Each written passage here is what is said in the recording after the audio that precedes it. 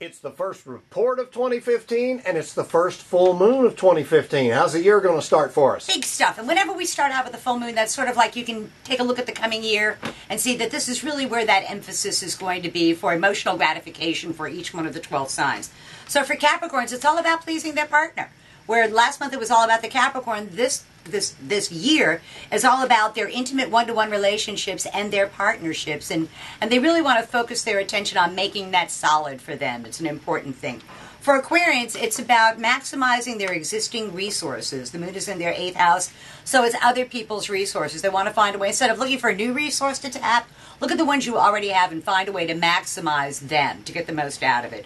For Pisces, it is in their 9th house of the law, and they really need to pay very, very close attention to legal matters, to contracts, to every period, every dot, every comma, every single thing. They can't just take anything at face value. They need to do that particular research themselves. For Aries, this full moon is in their 10th house of career and public standing, and they need to take a look at what it is they do for a living, how it is they do that job, and they need to find a way to reach out and meet whoever it is they work for halfway to give them what it is that they say that they want, because that's the important thing for them. For Tauruses, it is in their 11th house of hopes, wishes, goals, and objectives. And for them, it's to find a way to make the people that they work with inside their existing social circle to help the Taurus get what it is that the Taurus wants. So it's a matter of getting other people to do what you want them to do, which I think is always a ton of fun and very cool to me. For Geminis, it's in their 12th house of their own undoing, so they have to be really, really careful to realize that sometimes their own words, that Geminis do their battle with their words, and their words are very, very sharp, and they have to really be careful with the words that they say, because what they say is not necessarily what they mean, but people are going to take it. So they have to be very careful with the words that they are saying. For Cancers, this full moon is in their sign, so it is all about the Cancer. It's all about the Cancer getting what the Cancer wants to get the Cancer's need met. And to Cancer, I say, you're represented by a creature that has no vocal cords, so if you want your needs to be met, you have to tell people what that is, instead of making them guess or play 20 questions to figure out what that is. For Leos, it's about how can we make more money? What can we do? How can we make more money? What can we do to increase our not to maximize a resource, but also to find new sources of income, which can be a very cool thing for them as well.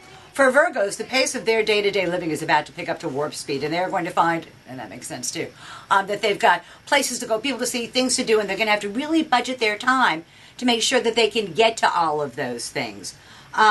For Libras, it is about their 10th house, their career and public standing. They need to make a better impression on the world.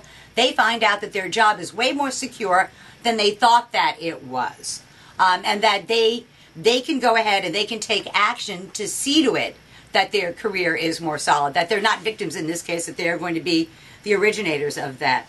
For Scorpio, this energy is in their 5th house of love affairs, children, sports, amusements, pleasures, having a good time, figuring out how they can maximize their creativity. And it's a good time to fall in love if you're a Scorpio. That's not a bad thing either. And then for the last sign, for Sagittarians, it is all about finding a way to reach a larger audience with their words, to find a way to communicate much more effectively than they have been. And the biggest thing for Sagittarians is to quit procrastinating. Do not put off tomorrow what you can do today is the best advice for them. So that's what's in store for the coming year for each one of the 12 signs of the zodiac. Happy 2015. Happy 2015. So glad it's here. Looking forward to a bright, shiny year.